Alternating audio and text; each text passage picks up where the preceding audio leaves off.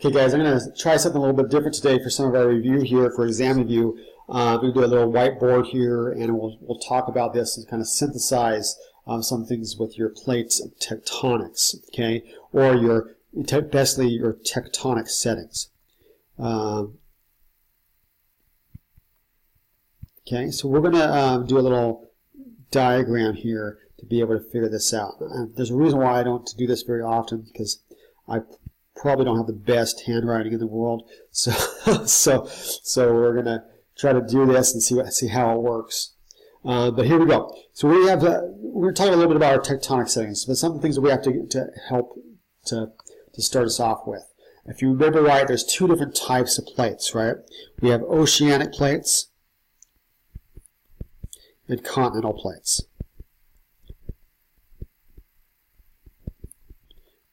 Okay. The oceanic plates are mostly mafic, remember, which means it's iron and magnesium rich. And then your continental plates are mostly felsic in a sense, or intermediate, which better term is felsic here, which is silicon and aluminum rich, right? So if you remember right, I'm going to do this here. Mafic and felsic magmas and things like that it's a range. So I'm going to actually start off with something here where we have mafic material, felsic material here, and then intermediate in the middle. Okay, and so what we have here is the different types of magma. This goes back to our material from last exam. When we talked about volcanoes and talked about igneous rocks, right? And so this is really a scale. And so there's different types of materials with the different types of magma and or different types of features that are going to form. So felsic, like rocks that are felsic in nature, would be things like granite, right? Whereas that's something in the subsurface, that would be what we call our plutonic materials. And if we see with the plutonic material, if it's intermediate, we'd call it diorite. Okay, and then if it's mafic, we'd call it gabbro, right? And so now, if this would be your plutonic material, okay, or underground, okay. So, but then you have your volcanic, which would be, oops, okay, here we go, basalt, and then we would have your rhyolite, and then you'd have over here what we call salt. Oh, I messed that up. Here, which would be your rhyolite. That's why I was confused there for a second. Put it in the wrong spot. And then this would be your andesite. Okay, so that'd be a volcanic material. Now, also, we would have what we call ultramafic over here. We don't talk about that much, but this is the consistency of the mantle. This material here, this is more like a range, right? And so this material between here and here would be composition of the oceanic crust. And material from here basically over to here is material of our continental crust. Okay, so this one here is the least dense. Okay, this here is the put it all in there, the highest density, and the oceanic crust is kind of a middle ground, but it's lower, higher density than our continental, right? So just kind of to help us remind us of that, of the different types of crust. Because this will help us understand plate tectonics and tectonic settings a little bit better. I apologize, I'm a little stuffed up. I have pretty bad allergy issues right now. Okay, so now something also to remember is the different types of volcanoes that you have in this time frame as well. So if you have a magma and it actually forms from, all the material comes basically from a mafic source, if you think about it, because it comes from the mantle, okay, which is this ultramafic stuff. But as it goes through the system, it will change, right? It will be the mafic stuff crystallizes first, which means that the actual magma become more and more intermediate or felsic. And so we have different types of volcanoes. And if you remember right, we have 3 different types of volcanoes. One of them is what we call a shield volcano. And these shield volcanoes are made up of mostly mafic materials. Okay, so I'm going to actually, let me delete that one here. Mostly mafic material right through here. And this would be what we call our shield volcanoes. These guys here could be ultra mafic all the way up to about low intermediate, really. Okay, but mostly mafic. Okay, are shield volcanoes. Now cinder cones, these guys are only lava flows, mostly lava flows, right? They consisted of mostly lava flows, and so these guys tend to be these broad kind of shield-like structures, right? Okay, with the lava flows coming down or whatever from there. So those are what we call shield volcanoes, and we'll talk about what kind of plate boundaries have those a little bit later as we make all these connections. Okay, so but then your cinder cones, which is the other type of volcano, is you can get these in mafic lavas all the way up to about mid-intermediate. These are cinder cones. There's lots of subtypes of these different kind of volcanoes, but these are the 3 main types. And these guys are steep and small. Okay, and they're mostly just ash. Ash, what we call pyroclastics.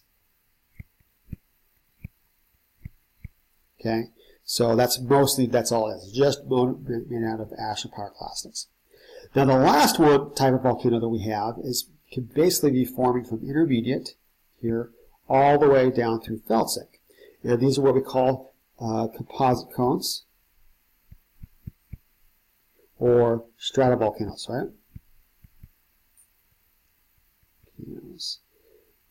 These guys are taller. These guys are only about maybe 1,000 meters tall.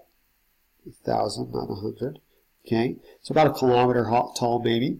Sorry, I messed that up. About 300 meters tall. Okay, in height. Whereas your shield volcanoes can be up to 10 kilometers. So these guys are pretty tall. Like Mauna Loa is a good example of this in height. So Mauna Loa in Hawaii is a good example of this guy.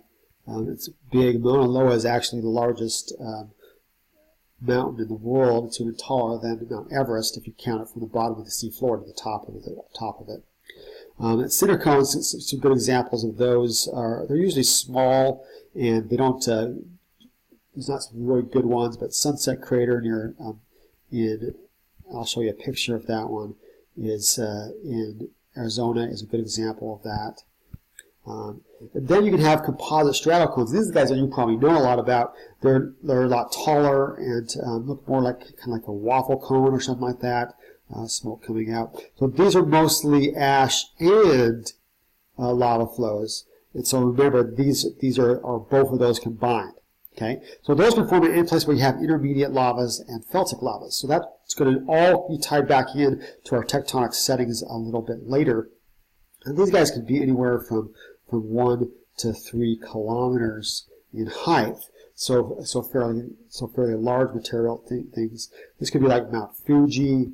Would be a good example of one. Mount St. Helens would be a good example of one. Basically, all the volcanoes along the Cascades are examples of this. But Mount Vesuvius, this is like Pompeii, right, would be an example of these. These are all examples of what we call composite stratovolcanoes. Okay, so good kind of side discussion there. So let's go talk here about tectonic settings. Now remember, there's 3 basic types of plate tectonic settings. So we're going to start off with our first one, which we call, these are the active tectonic settings. We can have what we call passive or active tectonic settings. So I'm going to just come down here and say these are the active ones. Okay, active plate tectonic settings. And then we have up here passive ones. And maybe we should talk about the passive ones a little bit first. These guys are what we call, a couple examples of these might be what we call cratons. And cratons are old settings. They're basically where we've had old tectonic plates come together, but they're not active anymore. They're no longer active. Okay, so there's old tectonics. There's remnants of continental collisions. There's a lot of metamorphic rocks, but this is old metamorphic rocks, right, from long before. And there's tons of geological resources here. This is where we get most of our iron today, and diamonds. These are places where we've had tons of activity hundreds of millions of years ago, but no longer active today. Okay, so that would be an example here. So today, there is no volcanoes. Rare earthquakes, okay, because it's just really not active. It's usually in the center of continents because they're no longer on the active boundaries, okay. Okay, so we talked about a little bit of those in our discussions of what these cratons are, and these locations here. So let me get that smaller here, get this out of the way. Okay, so that would be an example of a craton. And so other ones is what we consider passive, is what we call passive margins. So I'm going to show a passive margin. Okay, there's active margins too, and we'll talk about that in a second. But active margins are any kind of plate tectonic setting where there's actual movement along it. A passive margin is a place where there's not really no volcanoes today. There's no earthquakes today, or rare earthquakes, because there's no longer activity at this time. There now used to be probably activity there. Like a good example of this here, I'm going to do an example here, would be the East Coast of the United States. Okay, East Coast of U.S. By the way, I forgot to do an example of a craton. They're all over the place, but we'll do our best example here is like the Canadian Shield to the north, right, in Canada, but that also includes portions of like Michigan, and that region also has the same kind of rocks there. It's related to what we call the Canadian Shield. It's an old part of North America. Okay, a good passive margin here is East Coast of the United States. It used to have volcanics, used to have earthquakes, because it used to have to be a place where things came together. But then, since then, it went apart, and now there's no active tectonics here today. So if we have the East Coast here, this is bad. Oh, let me do that again, because I messed up here. And here's the plate boundary way out here, divergent plate boundary, right? And so here there's oceanic crust here, and there's continental crust here, and this is being pushed, but the whole thing's being pushed. Both the continental crust and the oceanic crust is being pushed together. So there's still stress here, but not very much, right? And so every once in a while a fault can rupture, and these are usually thrust or reverse faults, okay? Because there's compression, slight compression, but not a lot. Okay, so there's nothing being subducted down, and so there's not any volcanoes, but you do get earthquakes. So you can have old metamorphism here. Okay, they're now exposed because they've been eroded away. Old structures that have been exposed. And that's the same thing for up here in cratons. They're old structures and old metamorphic rocks as well. So that's really kind of the passive margins and the cratons. Okay, there's not a lot going on in those. It's a little bit harder to understand. Not harder to understand, but harder discuss those because there's not really a lot going on. Okay, now I'm going to come back and do the